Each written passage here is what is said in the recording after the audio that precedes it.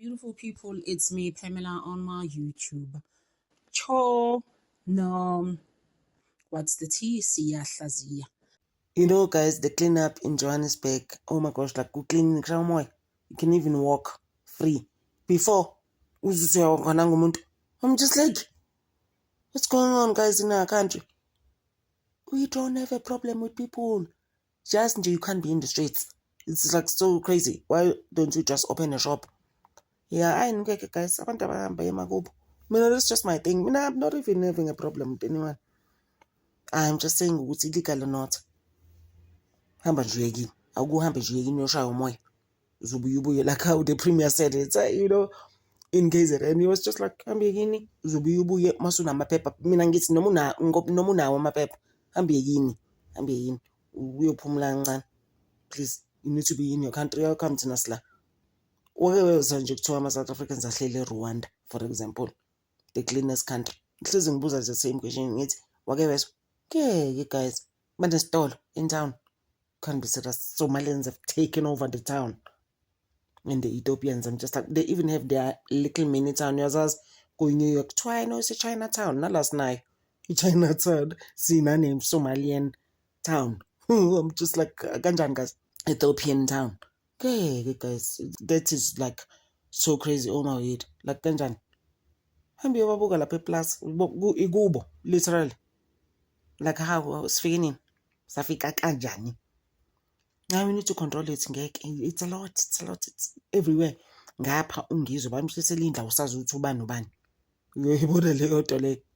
And it's sad and all abanye bam trashing him. No, you should say wena leyo nto. Just leave us alone. You know, guys? It's not right. It's not right. And it's so crazy how when kukhona those 3 or 4 people who are trying to fix the country say ukuthi wena ufuna ama-donations and ufuna imali, it's like, I'm a man. I was taught to be a man. Why would I be wanting and looking for your donations? I'm not even looking for pity, actually. I don't even want any pity. That is all I guys. It becomes a lot in our country. You can't even breathe fresh air. I mean, I even said one day, in fact, Nigerians, are not right. So many things they do, so many things, like our country is actually polluted. Masobuk, literally. Ngendlela eningi uzwa ngithi basebenza into zabo ayikho abangayenzi bayashisa benza all sorts of stuff. I'm just like amani magini. And you know what is crazy about it though? Out of all of them, mhlawumbe uma ukhonta ama-Somalians, ukhante Ethiopians, ukhante Rwandans, ukhante Ghanaians, lalela ama-Nigerians afuna ukuhamba. I'm like, hambiye kini yokaka ngaphansi kwesihlahla like you used to do. Njengoba usufika la uzenza ngcono qamuka kwi-village. Please go. Mina, that's just my thing. And uyabona manje si-end up sesiqwada, sesi-rude, ngathi ubunini base-xenophobic. Mina ngeke ngithi uma nge-xenophobic, please hambiye kini. Uyabona ukuthi you won't feel anything. Hamba nje uyekini. Hayi guys, it's too much.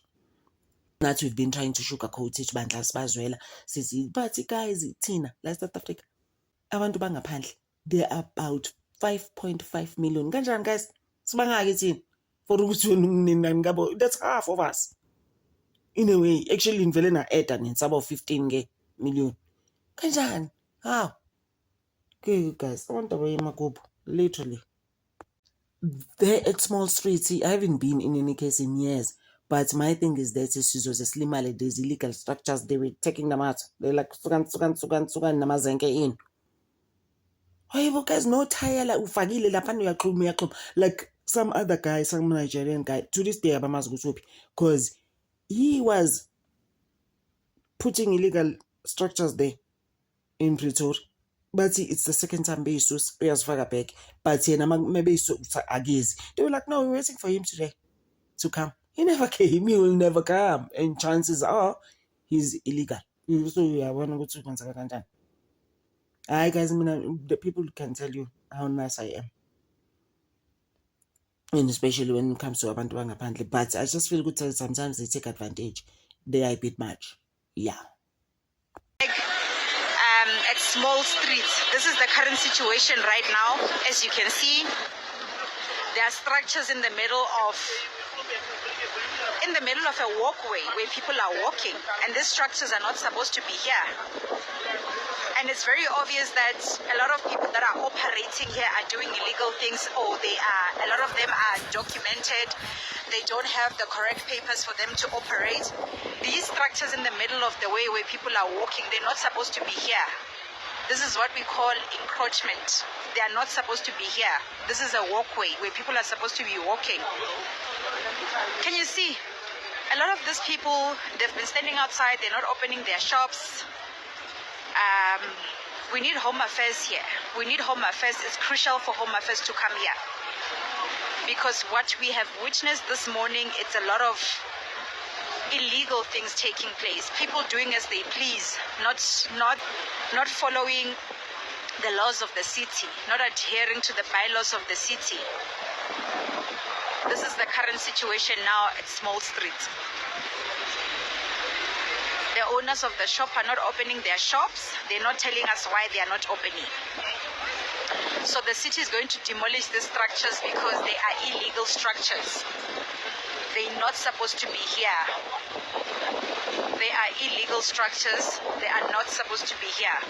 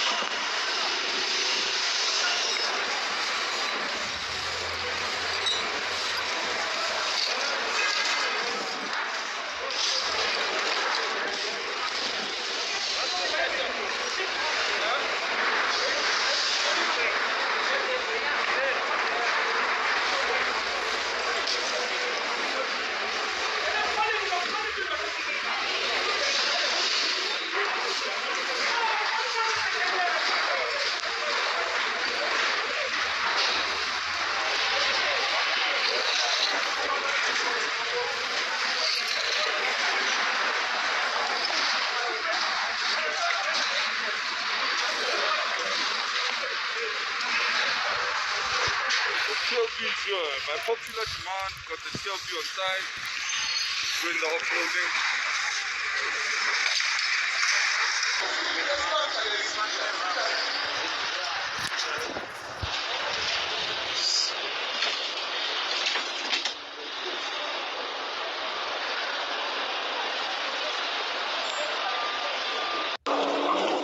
I told you to start packing your stuff. We are demolishing now.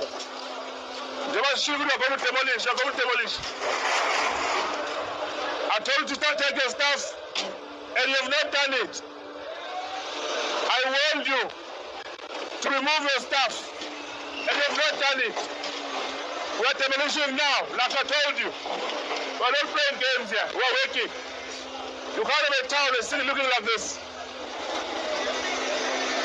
I told you to take your stuff. You have not done it. We are moving now. We are moving very fast. This thing is rotten here. Look at this. And you're selling it. No. What do you mean no? Yeah. It isn't put it has been. Close the shop. It's now morning time. Close the shop here. Close. Close. Close it. Close your shop.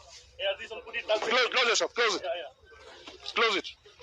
You say everything is rotten and you're selling it. Close it. Close. Take 20 minutes to all this clean. 20 minutes, what? And we keep cats here in the shop. Come on, it's maybe push it. And they leave all these things. No. And people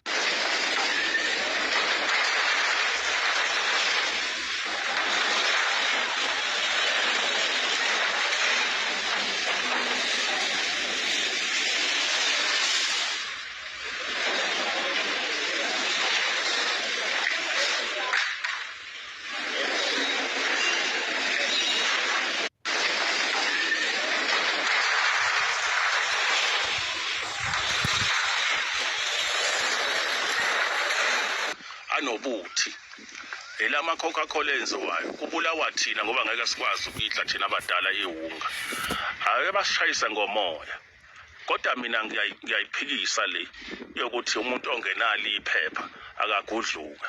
What if nangu ke lo unalo iphepha usehambile lo ongenalo iphepha yini ezokwenzeka ngeke yini baxhumane nalo nalo iphepha lokuthi siphinde futhi sidestroyeke thina basilimaza kakhulu abantu bokufika abasishayise ngomoya okungenani emva kwalokhu lomkhankaso mhlambe khona enye indlela abangakwazi ukungena ngayo ezokwamukeleka eSouth Africa singabulawa abantu bakithi abasebenzi emamall ekoma-checkers ibona abadrive ithuthu labantu yonke indawo and abasihloniphi nango-12 ebusuku abantu balele babanga umsindo laba abantu bokufika la ngaphakathi ey'ndaweni zakubahlali siyacela bakwethu ake kubanjiswane asingagwebhani sodwa ungathi mawulambile uzame ukuthengeka uthengile abantu bokufika ukuthi hambe uyodestroya kabani akukho right ngoba into elwiwayo ukuthi sebemoshile labantu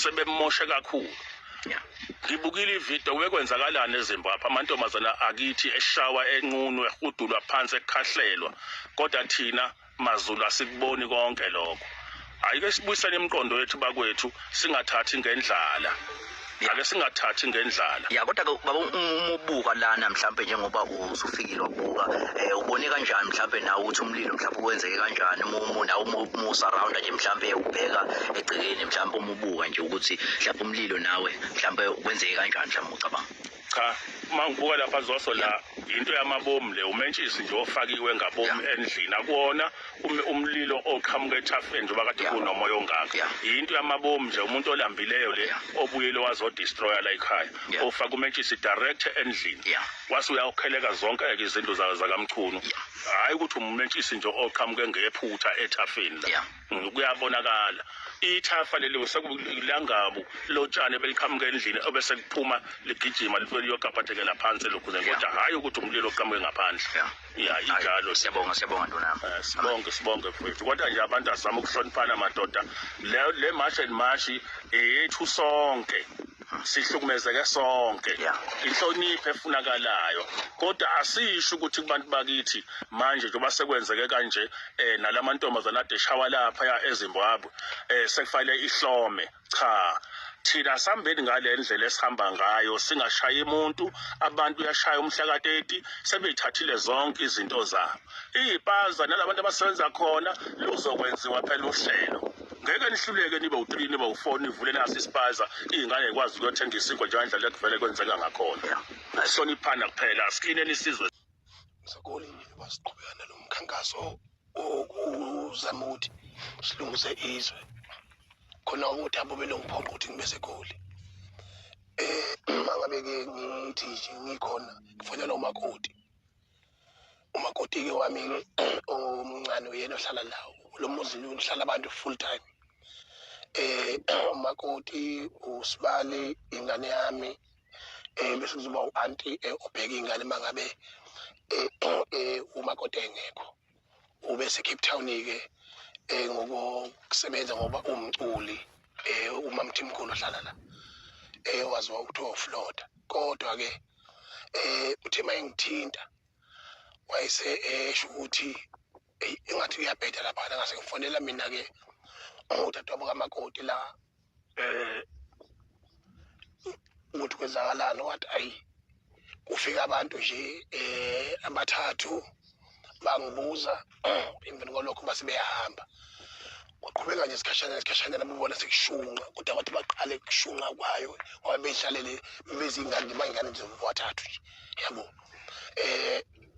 babona sekushunqa umthema engivide khola bekushunqa lendlu le ashunqa ke lendlu ngasibazama ngoba lana sakhanda into yokuthi kube khona amanzi ngoba amanzi asihlupha kakhulu kule ndawo sakhanda into yokuthi mhlambe amanzi angene lapha phakathi emathangini mangabe ke ngoba enamavatel kan lawa ahambisa amanzi endaweni ayasabungena la sometimes liyana sometimes alini emveni kwalokho ke ayike kwasekushake kushuthi ke kushaka futhi kunomoya ngoba ngeyami ingqondo ngiyacabanga ukuthi mhlawumbe ayi ngokwesizini yokubabela nokushisa imililo la kwesisikhathi abingakafiki ivamise ukushiswa ngawo-August ngoba la kuhlala kuyihlobo lobona lutho lokhujana notshalo busehlaza umixile nje akubona utshalo buqualify ukuthi bungasha mawubushisa mina ngafika ngo2014 la